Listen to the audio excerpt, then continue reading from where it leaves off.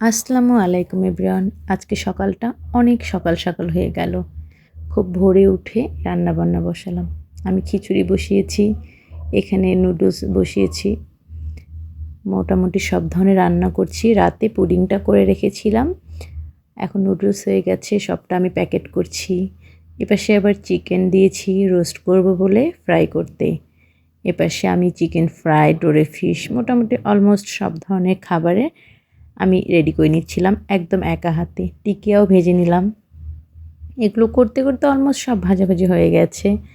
সব ধরনের রান্না আমি শেষ করছি। যে আমার ভাজাভাজিটা কমপ্লিট হয়ে গেছে।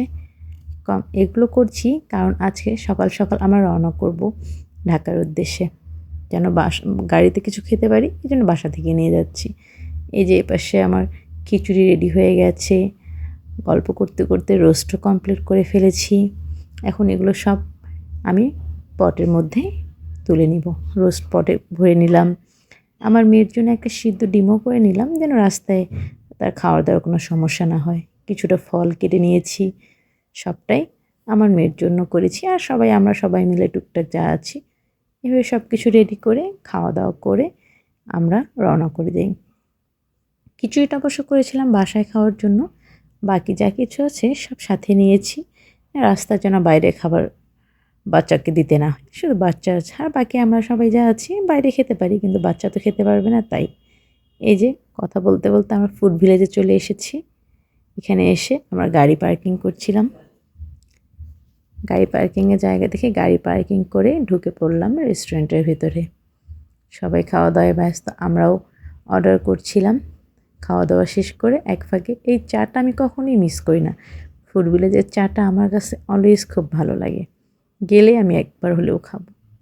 সব চা একটু খেয়ে টেয়ে খাওয়া দাওয়া করে রওনা করলাম। করতে করতে আবার চলে আসলাম যমুনা সেতুতে। কিন্তু সেতু এখানে ক্রস করব, এখানে টোলের জন্য টোল প্লাজায় টাকা দিচ্ছিলাম। আমাদের টোলের জন্য টাকা দিয়ে আবার এখান থেকে আমরা রওনা করে যাই।